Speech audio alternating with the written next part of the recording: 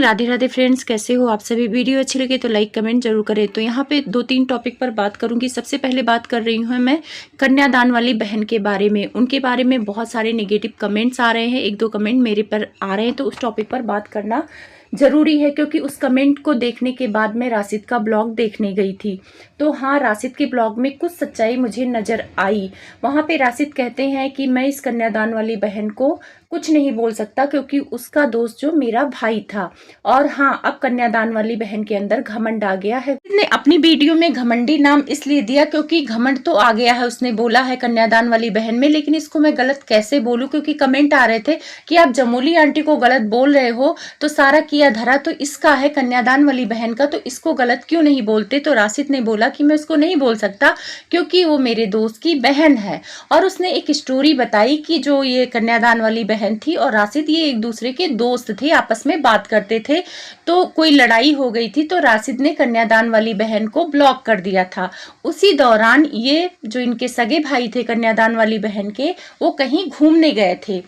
तो कन्यादान वाली बहन इनको फोन करती हैं, पहले कॉल करती हैं तो ब्लॉक लिस्ट में था, तो बाद में इसने देखा कि कॉल आया, मैसेज आया है, फिर इसने कॉल बैक किया होगा, तो उधर से उसने बताया कि वो अब इस दुनिया में नहीं रहे हैं और मेरा फोन और कॉल नहीं उठा रहे हैं। राशिद ने आधी अधूरी बात बताई। उसने बोला कि कन्यादान वाली बहन का जो फोन था वो नहीं उठा रहा था, मतलब उनका भाई नहीं उठा रहा था 1-2 दिन से। और उसके बाद जब पता चला तो उनकी मौत हो गई। मतलब मौत से 1-2 दिन पहले तक कन्यादान वाली बहन का अपने भाई से बातचीत नहीं हो पाया था। शायद कुछ लड़ाई झगड़ा चल रहा था या जान के उनके भाई नाराज थे इससे, इसका मतलब पूरा डिटेल तो राशिद ने नहीं दिया। अब मैं वो कमेंट पढ़ती हूँ, उस कमेंट के अकॉर्डिंग राशिद जो बात कर रहा है वो सच है। यहाँ पर ये लिखती हैं कि मैं कन्यादान वाले बहन के गांव की बगल की हूँ। कन्यादान वाली शादी के पहले से ही प्रेग्नेंट हो गई थी, इससे लोग नात रिश्तेदार गुस्सा थे। राशिद की वीडियो में आप लोग देखो, इसका सगा भाई इसे ब्लॉक कर रखा था, इससे बात नहीं कर रहा था। तब वह राशिद के पास फोन करती है कि पता करो मेरा भाई मुझसे बात क्यों नहीं कर रहा। और जब राशिद ने फोन किया तब उसके भाई की डेथ हो चुकी है।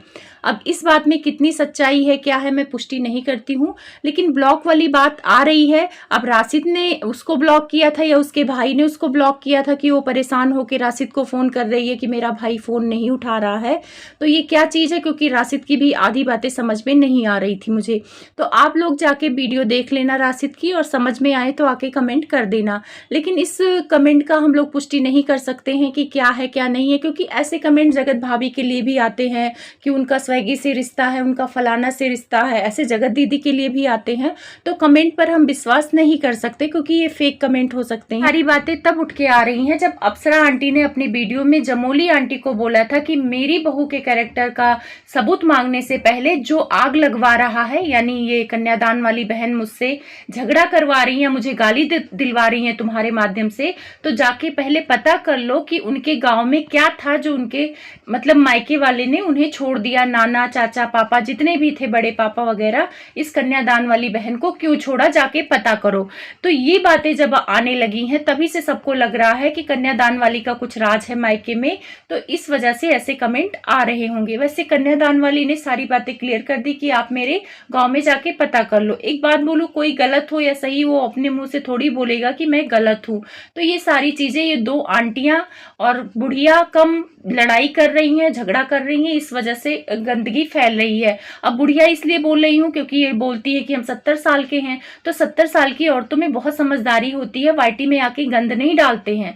और आज की वीडियो में जो आंटी जी ने गंद मचाया, राजमाता तो जमोली आंटी से भी आगे चली गई हैं। क्या क्या नहीं बोला है, बहुत कुछ बोला है कि गू खा लो, गू मुंह से खा लो, बाहर से निकालो, तुम्हारा बेटा ढोड़ी चाटता होगा, तुम्हारा भी चाटता होगा, और तुमने अपने बच्चों को खेसारी लाल, पवन लाल, पता नहीं किसके उल्टी से पैदा किया होगा। मतलब बहुत गंदे लेवल पर ये आंटी गई हैं। पहली बार मैंने ऐसी गंदी भाषा इनकी सुनी है। मुझे लग रहा था कि तमीज में जवाब देंगी। और एक तरह से देखा जाए कि अगर जमोली आंटी गलत बोल रही थी, तो अगर ये आंटी चुप हो जाती तो ये मामला शांत हो जाता। कितना बोलती जमोली आंटी, अगर एक दिन वीडियो बनाती, 2 दिन वीडियो बनाती, अगर इनकी तरफ से कुछ वीडियो नहीं आता तो उल्टा सब जमोली आंटी को गलत कमेंट करते कि कैसी औरत है, सामने वाला कुछ बोल नहीं रहा है और तुम बोले जा रही है। पर जो पहला वीडियो आया था जमोली आंटी का जिसमें बोली कि मेरे बेटे को नचनिया बोलती हो, तुम लोग नचनिया हो, ये वो, तो एक तरह से देखा जाए तो दोनों परिवार नचनिया है। स्वेगी भी नचनिया है, आंटी जी आप भी नचनिया हो। और रही बात राज फैमिली में, तो राज फैमिली के लोग भी नचनिया है। नचनिया मतलब रील वगैरह बनाने वाले को अगर नचनिया बोलते हैं तो पूरी दुनिया ही नचनिया है आजकल। तो आप किस किस को नचनिया बोलोगे? तो यहाँ बहुत गंदे लेवल का जा रहा है। और जो हमारी राजमाता है उन्होंने तो गंदगी का लेवल पार कर दिया है। कहते हैं अपना मुंह खराब कर रही हैं। बोली आंटी ने जितना 3-4 वीडियो में गंद बोला होगा उतना राजमाता ने एक ही वीडियो में बोल दिया। और वो सारी चीजें में बोलना मेरे बस की बात नहीं है। ये गुह वगैरह बाप रे, इन्हीं लोगों को शोभा दे। लेकिन ये दोनों, ऐसा लग रहा है इन लोगों की भाषा देखकर लग रहा है कि पैसा आने से संस्कार नहीं आता है। और ये चाहे कितना भी बोले कि मैं राजपूत हूँ, मैं जायसवाल हूँ, आजकल जातिवादी लेके कूदी जा रही हैं कि तुम्हारी जाति के ऐसे होते, तुम्हारी जाति के वैसे होते हैं।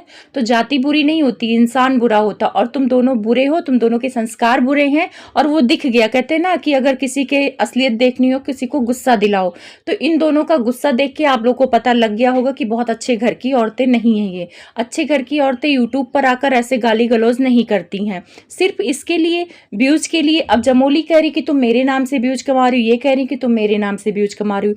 तो एक चीज बोलूंगी ना, दोनों एक दूसरे के नाम से कमा रहे हो। जमोली आंटी किसको फायदा दे रही हैं? राजमाता को। राजमाता आप ये नहीं कह सकते कि आपको फायदा नहीं हो रहा, बहुत फायदा हो रहा है जमोली आंटी के गाली गलौज से। और जमोली आंटी आप तो लग रहा है 1 लाख करके ही छोड़ोगे, क्योंकि आपको भी बड़ा मजा आ रहा है। एक तरह से देखा जाए, जो कन्यादान वाली बहन ने समझौता वीडियो बनाया था वो सब केवल फेक था। ये कंट्रोवर्सी होना है, क्योंकि अगर जमोली आंटी जो बोलती हैं कि मैं कन्यादान वाली बहन को बहुत प्यार करती हूँ, जो स्वेगी ने स्टेटमेंट दिया था कि उसका मैं बुरा नहीं चाह सकता हूँ, तो उल्टा कौन बोला जा रहा है? इसमें पिस कौन रहा है? वही कन्यादान वाली बहन। लोग यही कह रहे हैं कि बिल्ली ने लड़ा दिया 2 बंदरों को और अपने निकल गई। तो अगर आप उसका भला चाहती हैं, वो प्रेग्नेंट है, तो आप फालतू में वीडियो नहीं बनाती। क्या माफीनामा चाहिए? कौन सी आप वो टाटा बिरला अंबानी लगी हैं कि आपको माफी करे? जब गंदगी बराबर की दोनों की हो तो क्यों माफी मांगना? चुप हो जाओ, मत बनाओ वीडियो। लेकिन दोनों को मजा आ रहा, देखना दोनों नहीं रुकेंगी, दोनों तरफ से वीडियो आएगा ही आएगा। जगत भाभी और जगत भैया भोपाल गए हैं, अचानक से चारों लोग भोपाल गए हैं। सुनने में आ रहा है कि कुछ कोर्ट की तारीख वगैरह है, तो हाँ हो भी सकता है भोपाल में गए हैं। और भोपाल का तो टाइटल डालेंगे नहीं जगत भैया, तो उनके व्यूज कैसे आएंगे?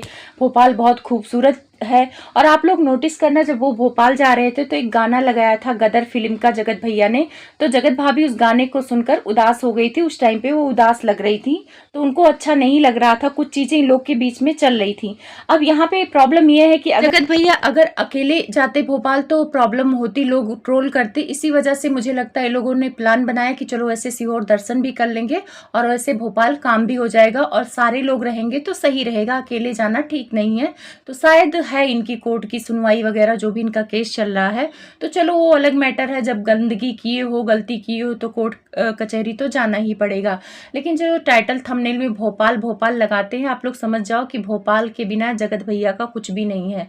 भोपाल तो उनके दिल दिमाग में बसा हुआ है। अब आते हैं जगत भाभी पर। जगत भाभी सच में चाहती हैं उनको बच्चा हो जाए।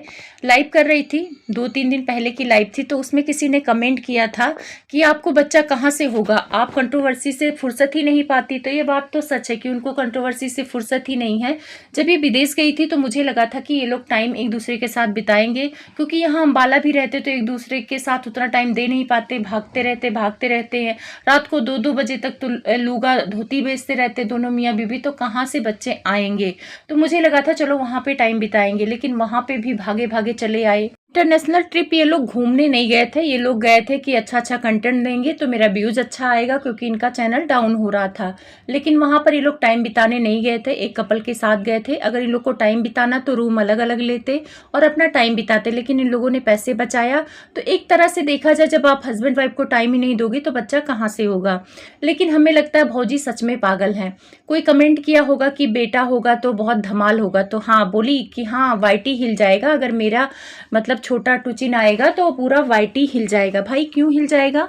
तुम ही पहली बार माँ बनोगी? दुनिया में बहुत लोग माँ बन चुके हैं, हर दिन मतलब कितने लाखों बच्चे पैदा होते होंगे, तब तो धमाल नहीं बसना। ऐसा क्या है तुम में कि तुम कौन सा ऐसा बच्चा पैदा करने वाली होगी जिसको देखते ही पूरा वाइटी नाचने लगेगा, धमाल मच जाएगा? नॉर्मल बच्चा, 2 आँख कान नाक वाला तुम भी पैदा करोगी। मतलब ये है कि ये अपना मजाक खुद ही बनवाती हैं।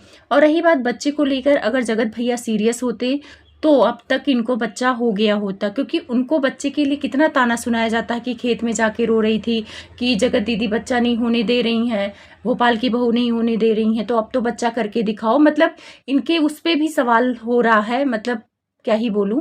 तो जगत भैया अगर चाहते कि हाँ इतना सारा सवाल मेरे ऊपर उठ रहा है तो चलो दवा ही करा लेते हैं, बच्चा पैदा कर लेते हैं, लोगों का मुंह बंद कर देते हैं। लेकिन एक तरह से देखा जाए मुझे कि जगत भैया बच्चा पैदा करना नहीं चाहते हैं, उनके पास पैसे हैं, टेस्ट ट्यूब बेबी करा लेते या कुछ भी करा लेते, दवा करा लेते ये लोग, लेकिन नहीं। और एक तरह से देखा जाए तो हमें लगता है कि जगत भाभी में कुछ प्रॉब्लम है। 5-6 साल हो गए, मतलब लोगों के ये भी सुनाई पड़ जाते कि मिसकैरेज हो गया, नहीं रहा, लेकिन ये मुझे लगता है एक बार भी प्रेग्नेंट नहीं हुई हैं इन 5 सालों में। और इनकी देवरानी का तो चलो ये है कि वो तो बच्चे कर सकती हैं, एक बार प्रेग्नेंट हो गई, भले ही मिसकैरेज हो गया, लेकिन इनका लगता है मुझे कुछ प्रॉब्लम है। और जगत भैया जान के इनका मतलब दवा वगैरह नहीं करा रहे हैं। मुझे नहीं लगता कि जगत भैया में कोई प्रॉब्लम है, प्रॉब्लम इन्हीं में है। और बस इनको लुगा धोती बेचने के लिए रखा हुआ है, और फिगर ना खराब हो रील बनाने के लिए। अभी यहाँ भोपाल गए थे, वहाँ पे पूछते हैं कितना रील बनाया, जब कहीं ये घूमने जाते कितना रील बना लिया तुमने। वाइफ से पूछते कि तुम थक तो नहीं गई सफर से आके, खाना खाया कि नहीं खाया। और जगत भैया कहीं भी जाते हैं तो रील पूछते कि 4-5 रील बना लिया। उसने बोला 2 बनाया, करे कितना कम बनाया। शिमला गए थे, आप कहीं भी देखना, विदेश घूमने गए थे, रील का पूछते हैं जगत भैया कि कितना बनाया। तो उस लड़की को सिर्फ पैसे कमाने की मशीन बना के रखे हैं जगत भैया। और मेरी वीडियो सेव कर लेना, 2-3 सालों में जगत भैया इसको फिर धोखा देंगे। अगर धोखा नहीं देना होता तो इतने ताने मिल रहे हैं वाईटी पर बच्चे को लेकर, अब तक बच्चे के लिए दवा करा लेते। ये लोग इतना मतलब पैसों के लिए नहीं मरते।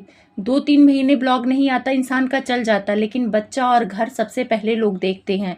तो कहीं ना कहीं मुझे इन जगत भौजी के लिए बुरा लग रहा है, बेचारी को बच्चा चाहिए लेकिन पति होने नहीं देगा बच्चा। आप लोग की क्या राय है इस पे कमेंट करके ज़रूर बताना। और वीडियो जो जो देखते हैं उनको दिल से धन्यवाद।